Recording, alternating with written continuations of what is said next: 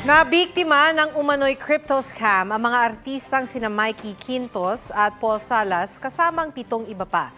Natangayan sila ng mahigit 8 million pesos. May spot report si Jonathan Andal. Nagtungo sa piskalya sa Makati sina Mikey Quintos, Paul Salas at 7 iba pa para magsampa ng reklamo. Aabot sa 8 milyong piso ang natangay sa kanila sa umano'y crypto scam ng 5 tauhan ng kumpanyang Kronos Holdings Corporation.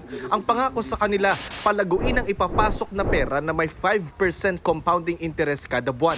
Nakuha raw ito ni Quintos sa isang taon niyang pag-i-invest. Pero nitong Mayo, inalokan daw sila ng special deal kung saan madodoble umano ang ipapasok nilang pera sa loob lamang ng 2 linggo. Nakakalipas ang 2 weeks, 3 weeks, binigyan pa na namin ng a month. Wala na, hindi na kami binalikan. So I think that's their modus din na aalagaan ka muna nila. You give a sufficient amount or a big amount na more or less 8 million na yung nakuha nila sa amin eh. Tinakbo na nila. Ayon sa abogado ng mga biktima, graduating sa kolehiyo ang isa sa umano'y ng scam. This is syndicated staffa, so this is life imprisonment. This is no bail. Sayang din naman, kawawa din naman sila. Mga bata pa sila. Approach us. We're willing to sit down and discuss this. Otherwise, we will push through with this case. Rehistrado naman sa Securities and Exchange Commission ng kumpanya. Pero batay sa kanilang Certificate of Incorporation na aming nakuha mula sa kampo ni na Mikey, hindi pwedeng tumanggap ng investment ang Kronos Holdings Corporation nang walang secondary license mula sa komisyon.